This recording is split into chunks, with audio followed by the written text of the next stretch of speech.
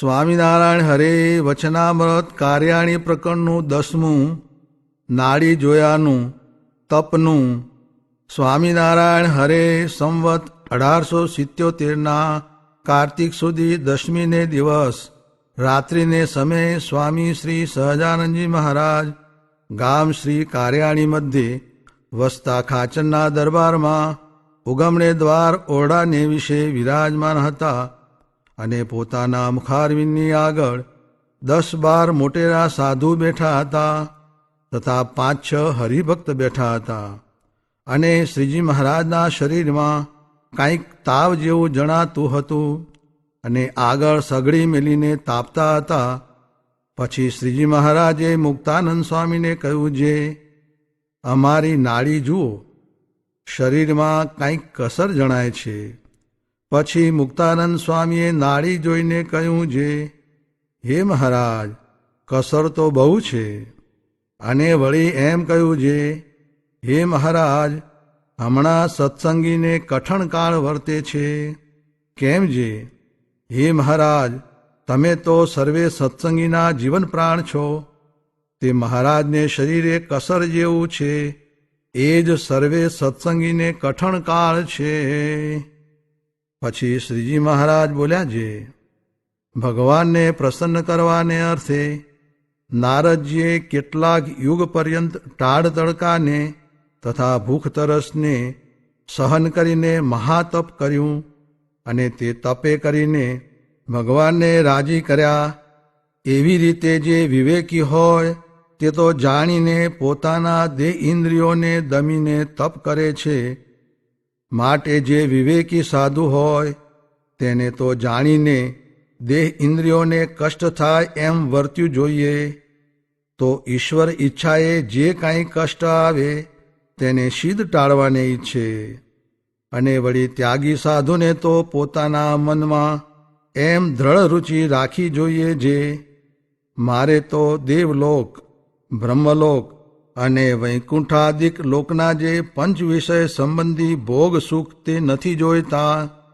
અને મારે તો હમણાં દેહ છતે તથા દેહનો ત્યાગ કરીને બદ્રિકાશ્રમ તથા શ્વેતદ્વીપમાં જઈને ને તપ કરીને ભગવાનને રાજી કરવા છે. તે 1 જન્મ તથા 2 જન્મ તથા સહસ્ર જન્મ સુધી પણ તપ કરીને જ ભગવાનને રાજી કરવા છે. અને જીવનું કલ્યાણ તો આટલી જ વાતમાં છે, જે પ્રગટ પ્રમાણ એવા જે શ્રી કૃષ્ણ નારાયણ તેનું જ કર્યું સર્વે થાય છે. પણ કાળ, કર્મ ને માયાદિક કોઈનું કર્યું કાંઈ થતું નથી. એવી રીતે ભગવાનને વિશે જ એક કરતાપણું સમજવું એ જ કલ્યાણનું પરમ કારણ છે. અને જે તપ કરવું તે તો ભગવાનની પ્રસન્નતાનું કારણ છે. અને એ તપને વિશે પણ જેઓ રાધિકાજી તથા લક્ષ્મીજી ભગવાનને વિશે પ્રેમલક્ષણા ભક્તિએ કરીને ભાવ રાખે છે, તેવો ભાવ રાખવો. અને જો તપ ન કરે ને ભગવાનને જ સર્વ કરતા જાણે તોય પણ જન્મ મરણના દુઃખથી તો જીવ તરી જાય, પણ તપ કર્યા વિના તે જીવ ઉપર ભગવાનનો રાજીપો થાય નહીં.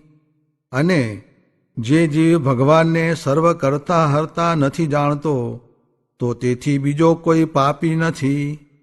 અને ગૌ હત્યા, બ્રહ્મ હત્યા, ગુરુ સ્ત્રીનો સંગ તથા બ્રહ્મવેત્તા સદગુરુનો દ્રોહ, તે થકી પણ એને વધુ પાપી જાણવો. કાજે ભગવાન વિના બીજા જે કાળ કર્માદિક તેને એ કરતા જાણે છે. માટે એવો જે નાસ્તિક ચંડાળ હોય તેની તો છાયામાં પણ ઊભું રહેવું નહીં, ને ભૂલ્યમાં પણ તેના મુખનું વચન સાંભળવું નહીં. અને જે ભગવાનના ભક્ત હોય તે ભગવાનને પ્રતાપે કરીને બ્રહ્મા, શિવ, શુકજી, નારદ તે જેવા પણ થાય, અને પ્રકૃતિ પુરુષ જેવા પણ થાય, અને બ્રહ્મ તથા અક્ષર જેવા પણ થાય, તો પણ શ્રી પુરુષોત્તમ નારાયણ જેવો થવાને તો કોઈ સમર્થ નથી. માટે જેનો સંગ કર્યા થકી તથા જે શાસ્ત્ર સાંભળવા થકી ભગવાનની ઉપાસનાનું ખંડન થઈને સ્વામી સેવક ભાવ ટળી જતો હોય તો તે સંગનો તથા તે શાસ્ત્રનો સ્વપચની પેઠે તત્કાળ ત્યાગ કરવો. પછી મુક્તાનંદ સ્વામીએ પૂછ્યું જે, હે મહારાજ, જે ભક્ત સુંદર વસ્ત્ર તથા અલંકાર તથા નાના પ્રકારના ભોજનાદિક વસ્તુ તેણે કરીને ભગવાનની સેવા કરે છે તે પણ ભગવાનને રાજી કરવાને ઈચ્છે છે, અને તમે તો તપે કરીને જ ભગવાન રાજી થાય એમ કહો છો. તે તપ વિના એવી સેવાએ કરીને રાજી કરે તેમાં શો બાધ છે? પછી શ્રીજી મહારાજ બોલ્યા જે સારા સારા પદાર્થે કરીને ભગવાનની ભક્તિ કરે છે તે જો નિષ્કામ ભાવે કરીને કેવળ ભગવાનની પ્રસન્નતાને અર્થે જ કરતો હોય તો ઠીક છે, પણ જો પોતે પણ ભગવાનની પ્રસાદી જાણીને તે પદાર્થને વિશે લોભાઈને ને ભગવાનને પડ્યા મેલીને તે પદાર્થને વિશે પ્રીતિ કરે તો તે પદાર્થને ભોગવતો થકો વિષય થઈને ભ્રષ્ટ થઈ જાય છે, એ બાદ છે. માટે જે ત્યાગી ભક્ત હોય તેને તો ભગવાનને સર્વ કરતા જાણીને તપે કરીને જ ભગવાનને રાજી કરવા, અને રાધિકાજી તથા લક્ષ્મીજી તેની પેઠે ભગવાનને પ્રેમલક્ષણા ભક્તિએ કરીને ભજવા, એ અમારો સિદ્ધાંત છે. પછી બ્રહ્માનંદ સ્વામીએ પૂછ્યું જે, હે મહારાજ, અમારું આ લોકને વિશે તથા પરલોકને વિશે સારું થાય તે કહો. પછી શ્રીજી મહારાજ બોલ્યા આ જે અમારો સિદ્ધાંત છે તે જ આ લોક ને પરલોકને વિશે પરમ સુખનો હેતુ છે. પછી ગોપાળાનંદ સ્વામીએ પૂછ્યું હે મહારાજ, ત્યાગનો ને તપ કરવાનો મનમાં ઈશક તો હોય, અને ત્યાગ કે તપ કરતાં વચમાં કોઈક વિઘ્ન આવી પડે તો તેનું કેમ કરવું? પછી શ્રીજી મહારાજ બોલ્યા જેને જે વાતનો ઈશક હોય ને તે વચમાં હજારો અંતરાય આવે તો પણ તે અંતરાયનો રોક્યો રોકાય નહીં, ત્યારે તેનો સાચો ઈશક જાણવો. જુઓ ને, અમે 21 વર્ષ થયા શ્રી રામાનંદ સ્વામી પાસે આવ્યા છીએ. તેમાં અનંત ભાતના વસ્ત્ર તથા અલંકાર તથા ખાનપાનાદિક તેણે કરીને સેવાના કરનારા અનંત ભક્ત મળ્યા છે, પણ અમારું મન કોઈ પદાર્થમાં લોભાણું નથી. શા માટે? અમારે ત્યાગનો જ ઈશક છે, અને આ સંસારને વિશે કેટલીક રાંડો છે તે ધણી મરી ગયો હોય તો તેને વાંસે છાતી કૂટી કૂટીને રોયા જ કરે છે, અને કેટલીક બાઈઓ છે તે પોતાના પરણ્યા ધણીનો પણ ત્યાગ કરીને ભગવાનનું ભજન કરે છે, અને કેટલાક મૂર્ખ પુરુષ હોય છે તે પોતાની સ્ત્રી મરી ગઈ હોય તો તેને વાંસે રોયા કરે છે, અને બીજી સ્ત્રીને વાસ્તે હાય વોય કરતા ફરે છે.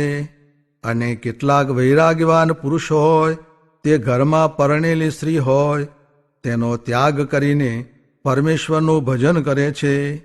એવી રીતે સૌના ઈશક જુદી જુદી જાતના છે, અને અમારો તો એ જ ઈશક છે ને એ જ સિદ્ધાંત છે જે તપે કરીને ભગવાનને રાજી કરવા ને ભગવાનને સર્વેના કરતા હરતા જાણીને અને સ્વામી સેવકને ભાવે કરીને તે ભગવાનની ભક્તિ કરવી, અને કોઈ રીતે તે ભગવાનની ઉપાસના ખંડન થવા દેવી નહીં. માટે તમો પણ સર્વે આ અમારા વચનને પરમ સિદ્ધાંત કરી માનજો. ઇતિ વચનામૃતમ. એ રીતે કાર્યાણી પ્રકરણનું 10મું વચનામૃત જે તે થયું.